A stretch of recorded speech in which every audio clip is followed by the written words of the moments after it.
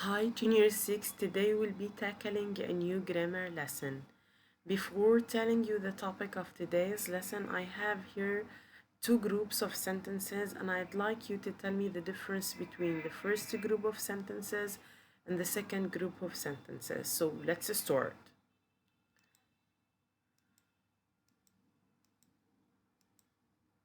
As you can see, here is the first group of sentences.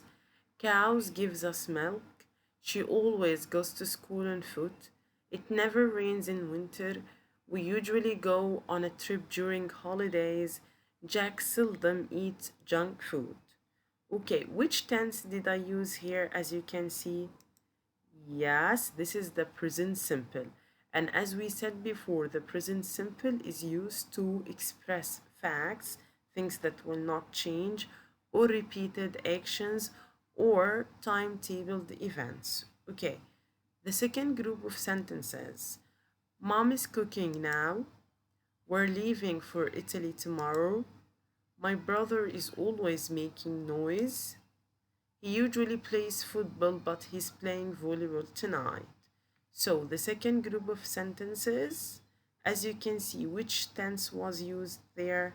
Yes, it's the present continuous. So, today we're gonna speak about the present continuous and the present simple. As we said before, the present simple is used to speak about facts, to speak about repeated actions, or timetabled events. But the present continuous is used differently. Okay, so let's see why are we gonna use the present continuous.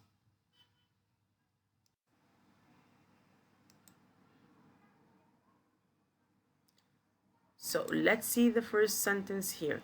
You're always losing your keys.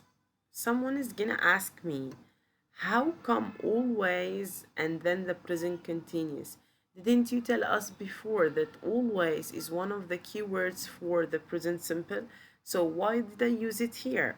This is a good question, and the answer is gonna be that you can use always in case you're talking about annoying habits. What do I know? I mean by annoying habits, something that you do and it annoys the other. So losing your keys annoys other people.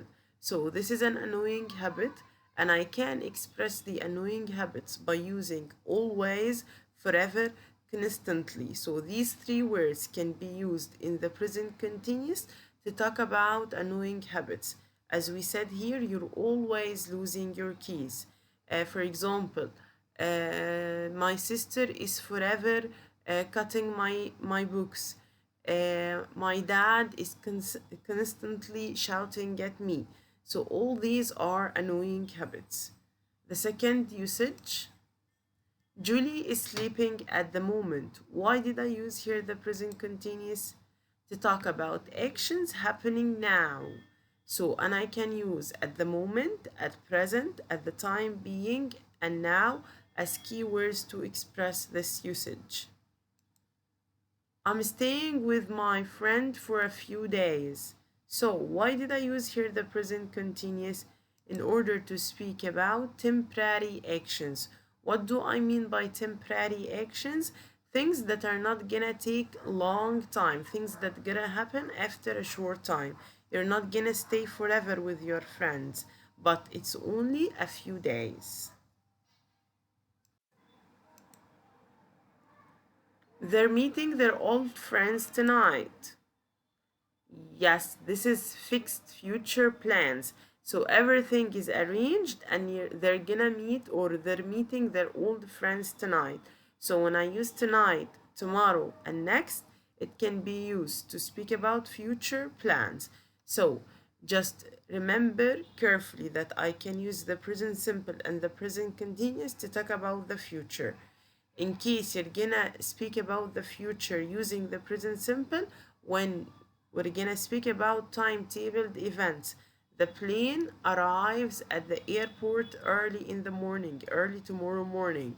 But the future can be used in the present continuous in order to speak about a plan. And this plan is fixed. So you arranged everything and everything is fixed. So in this case, you're gonna use the present continuous. The students are becoming more excellent. Why did I use here the present continuous to speak about changing situation? The students weren't that excellent, but they're becoming more excellent. So here this is something changing. So in this case, I use the present continuous.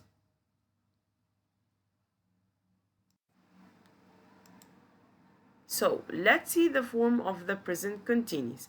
As we said before, any tense has three forms: the positive or affirmative form, the negative form, and the question form. As usual, we're gonna start with the positive or affirmative form. Here, Jane is working on a new article for the school magazine. My boss is forever shouting at us. So, what's this? This is annoying habit.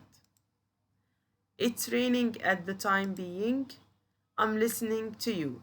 So, as you can see here, how did I start my sentence? I started by the subject: Jane, my boss, it, I. So, is there any kind of change in these sentences? Yes, there is. So, here, when I started by saying we're planning a surprise party for mom, this group is different from the first one.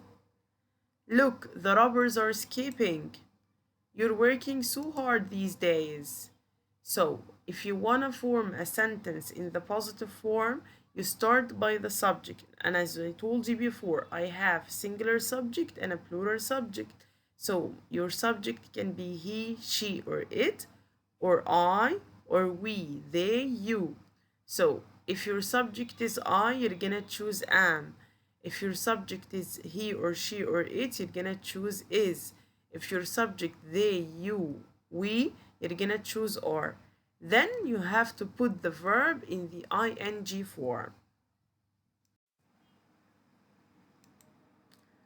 The second group here, the negative form: I'm not studying now, the dog isn't chasing a cat, my sister isn't helping my mom, Tom isn't throwing the ball to his friends. We aren't working on a new project, the teachers aren't doing their best, you aren't carrying heavy books. And as I said, this is the negative form. So, how did I use it? You start by the subject, then am not, isn't, aren't, then the verb ing. The last form, which is the question form. And as I told you, you have two kinds of questions. Is your mom working in an office?